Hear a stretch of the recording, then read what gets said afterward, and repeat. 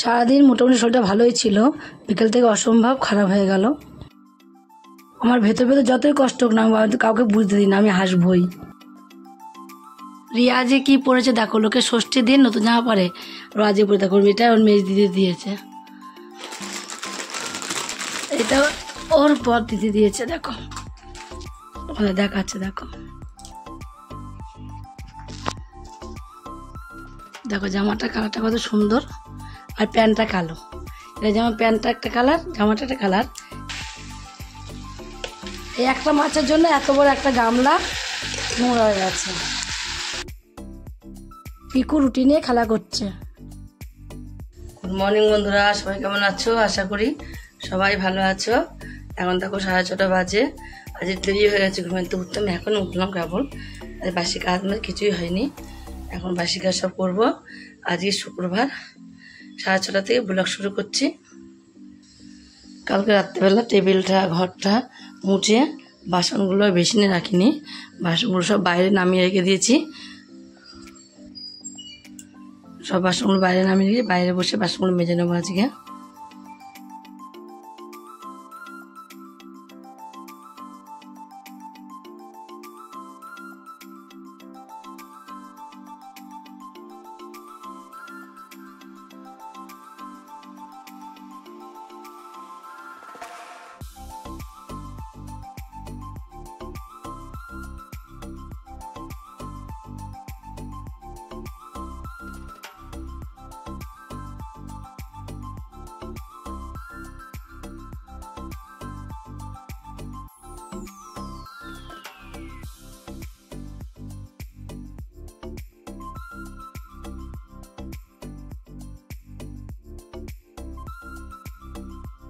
বাসি কাজ সেরে কমপ্লিট করে দেখো রান্না বসিয়ে দিয়েছি। একটু সকাল সকালই রান্নাটা আমি বসিয়েছি।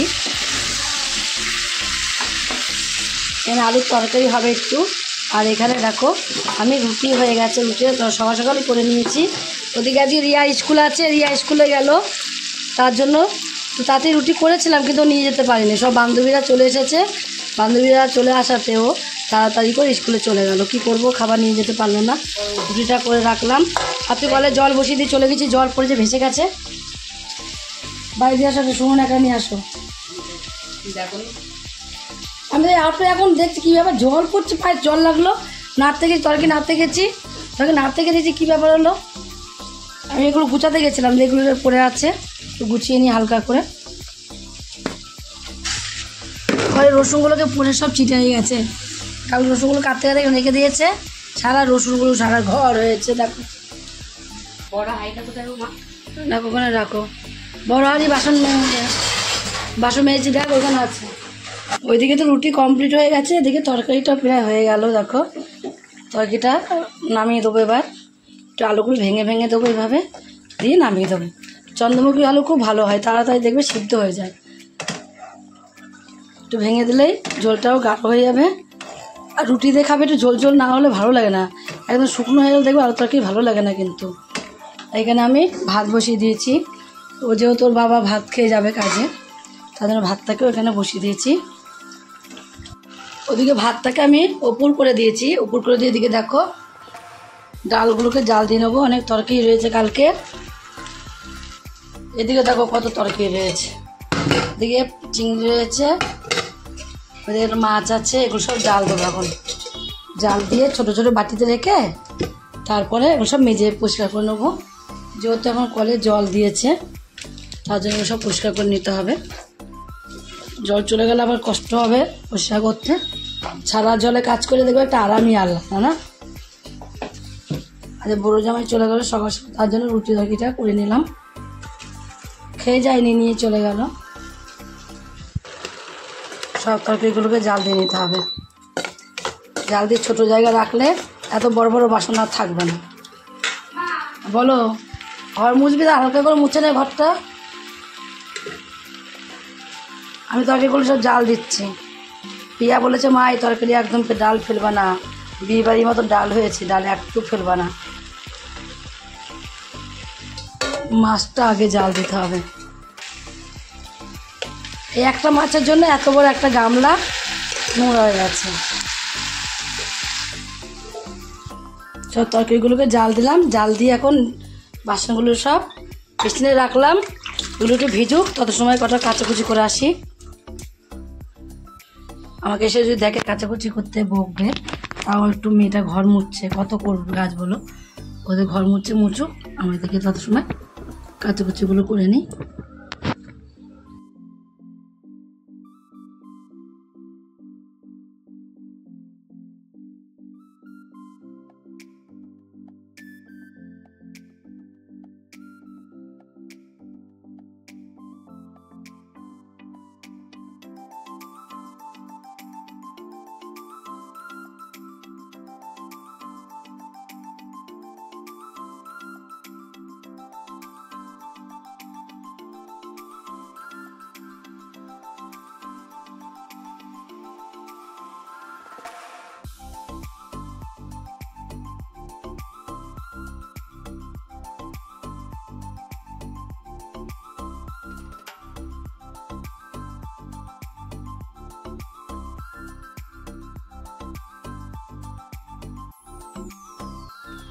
রিয়া যে কি পরেছে দেখো, লোকে ষষ্ঠীর দিন নতুন জামা পরে, রাজে পরে দেখো, এটা ওর মেজ দিদি দিয়েছে আর বড় দিদি দিয়েছে, ওইটাও পরেনি, ওইটা এখন আছে, ওইটাও পরবো। ওইটা কালো প্যান্ট আর আমি নিয়ে আসছি জামাটা অন্যরকম।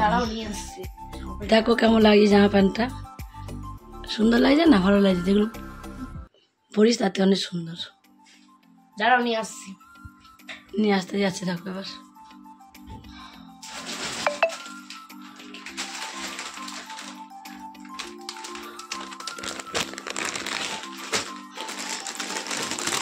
এটা ওর পর দিদি দিয়েছে, দেখো ওখানে দেখাচ্ছে, দেখো দেখো জামাটা কালারটা কত সুন্দর, আর প্যান্টটা কালো।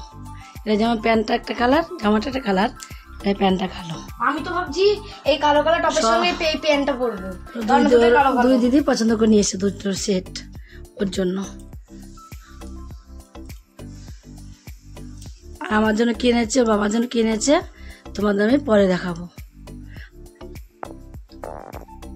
স্নান করে উঠলাম, এক্ষুনি স্নান করলাম, রান্নাবান্না হয়ে গেছে, রান্নাবান্না করে নিয়ে একবারে কাজটা সেরে নিয়ে তারপরে স্নান করলাম।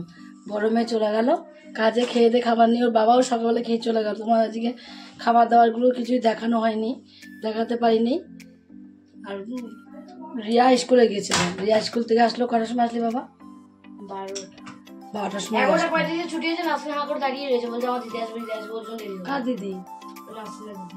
ও বাবা, কেন সে টোটো আসলি কেন? তাহলে তুই অনেক টোটো আসলি না কেন? একা কি করে আসবো? তাহলে একটা টোটোর মধ্যে 6 জন। হ্যাঁ আমি তো বুঝতে পারি, তো উঠে দাঁড়িয়েছিলাম। টোটো কেন মোটা মোটা মোটা মোটা টাকা ধরছিল না না? 6 জন একটা টোটো বুঝতে আসবে, তাই তো মা।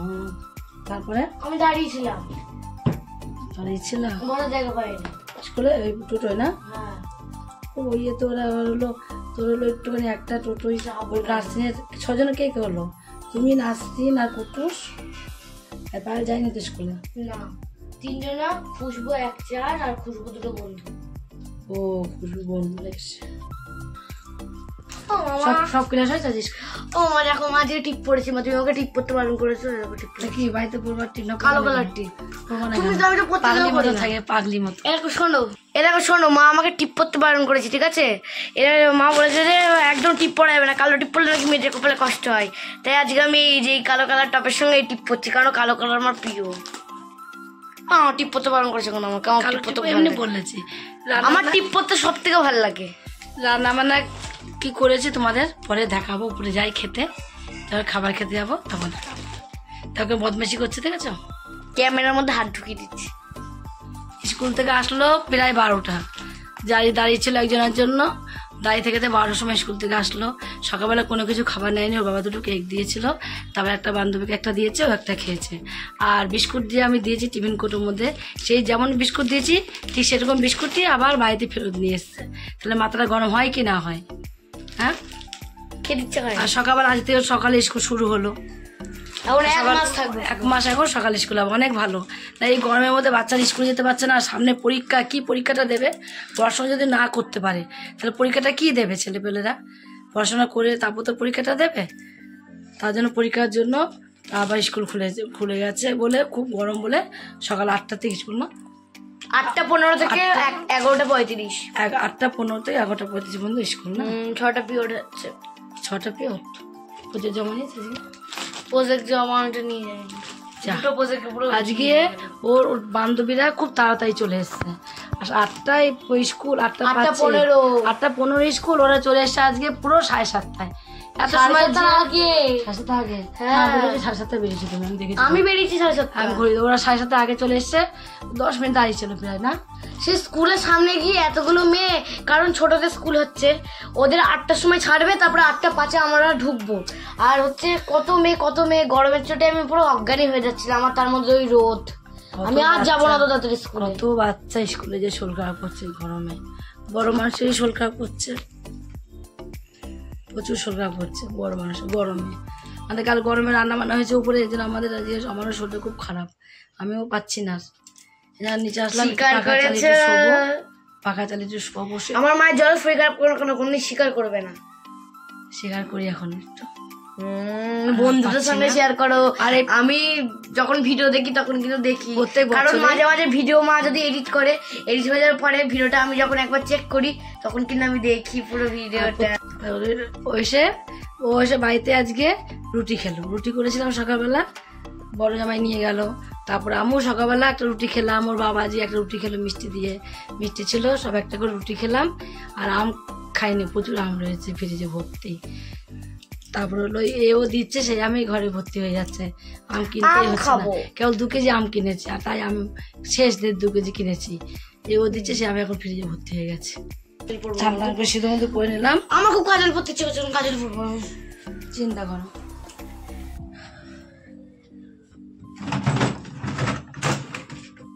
চিন্তা করো এখন কাজল পড়বে, এরকম মানুষ দেখেছো তোমরা কোথাও যে তোমরা এখন কাজল পড়বে?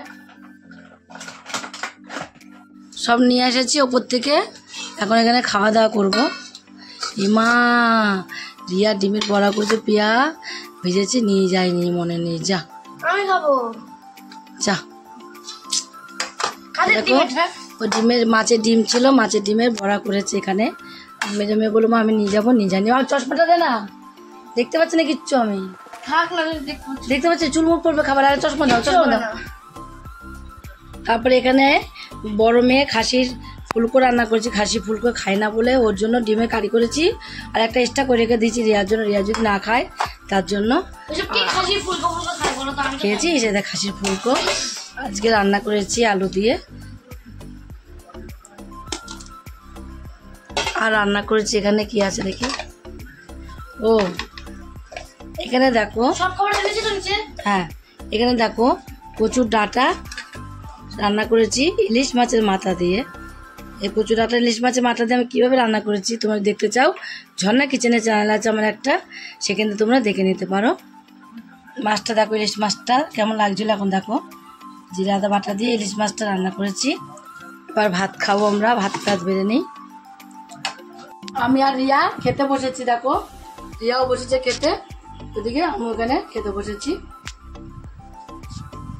দুজনে মিলে মা মেয়ে খেয়ে নিই। এবার আজকে সকালে স্কুলে গেছে বলে এখন একটু খেয়ে নেবো, আর দুপুরে স্কুলে যদি যায় তাহলে তো আমি খেতে পারবো না। জামা কাপড় চেঞ্জ করেছি, এত গরম লাগছে না পরে, এখন আমি বাড়ি জামা কাপড় চেঞ্জ হয়ে গেছে আবার, নতুন জামা পরলে গরম লাগে না বলো তো? নতুন জামা পরলে গরম লাগবে, প্রত্যেক জনেরই তাই, নতুন শাড়ি হোক নতুন জামা হোক যাই পরেন তাদের গরম লাগে। তাহলে এবার আমরা খেয়ে নিই। ইয়া সন্ধ্যা দিচ্ছে আর আমাদেরকে খেতে দিয়েছে, চা করে দিয়েছে। আর পিকু দেখো সকালবেলা রুটি আর আমি আলুর তরকারি করেছিলাম, একটা ছিল, সেইটা নিয়ে সেইটা খাবে। ওর মা বারবার করে বলছিল যে না ওটা খাস না, তোকে আমি বিস্কুট ভিজিয়েছি দুধ দিয়ে, তুই বিস্কুটটা খাবি। কার কথা কে শোনে, একটা ফুটা কারোর কথা তো শোনে নাই, সে ওগুলো নিয়ে বসে থাকলো। আর আমি চা খাবো বলে বিস্কুট কোটোর থেকে বের করলাম, করে নিয়ে এবার বসে বসে একটু চাটা খেয়ে নিই। শরীরটা ভালো না, ডাক্তার আসবে আমাকে স্যালাইন দিতে, তার জন্যই আমি আগের থেকে চাটা খেয়ে নিচ্ছি। প্রিয়া বললো মা চাটা করে দিই, ডাক্তার আসলে স্যালাইন দিলে তো কিছু খেতে পারবা না, চা করে তুমি বাইরে বসে চাটা খাও। আমি সন্ধ্যাটা দিয়ে নিচ্ছিলাম, তার জন্য বাইরে বসে আমি চা খাচ্ছি। রিয়াও আছে, সাইডে রিয়াও আছে, রিয়াও খাবে। রিয়াকে বললাম মা তুই খা চা, ও বললাম মা চা খাবো না। ওই দেখো রুটি নিয়ে তরকারি নিয়ে বসে আমার সঙ্গে গল্প করছে, টুকুর টুক করে খাচ্ছে। ও দেখো গল্প করছে, পুটপুট করে গল্প করছে। এমন বদমাস মেয়ে না কি বলবো। দিদুন তুমি খাবা নাকি, এই করবো নাকি, সেগুলো বলছে আমার সাথে। আর এমন করে ওই দেখো ওই দেখো খাচ্ছে, দেখো তাকাচ্ছে, দেখো তাকানো ভাবটা শুধু দেখো আর কিচ্ছু না। ওই দেখো পরোটা, ওই দেখো দেখেছো, ওই দেখো রিয়া পাশে বসে রিয়াকে ধরে ধরে মারছে। কেমন বদমাস মেয়ে বলো এবার, এত জ্বালায় কি বলবো। কথা বলে কিন্তু কথা শোনেও, বাবা এই কথা শোনে না তাও না। লাস্টে ওর মা ওই রুটি তো খেলো না, ফেলে রেখে দিল রুটি। ওর মা বসলো খাওয়াতে, দুধ আর বিস্কুট ভিজে রেখে দিয়েছিল, সেটা খাওয়াতে বসলো। আর রিয়া বাসে বসে আছে, রিয়া কিছুই খাচ্ছিল না আজকে। তারপর আম কেটে দিলাম একটু, আমি বললাম আমটা কেটে দিই খা।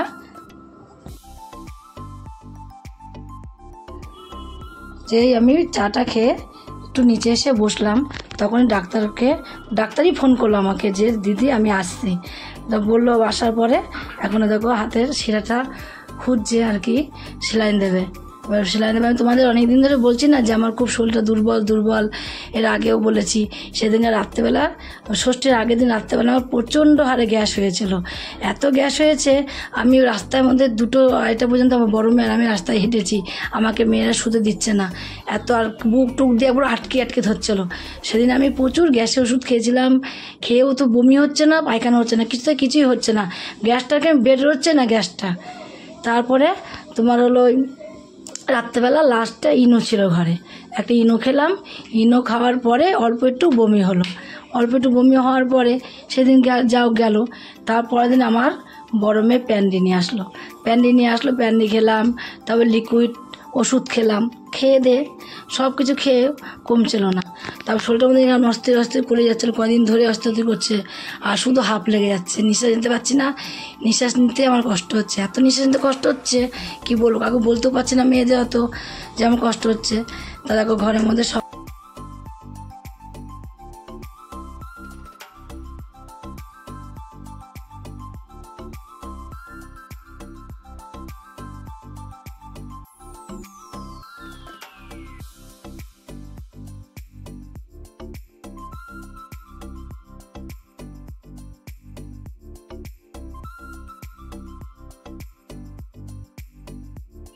গেটের পাইপটা আছে, পাইপের মধ্যে একটা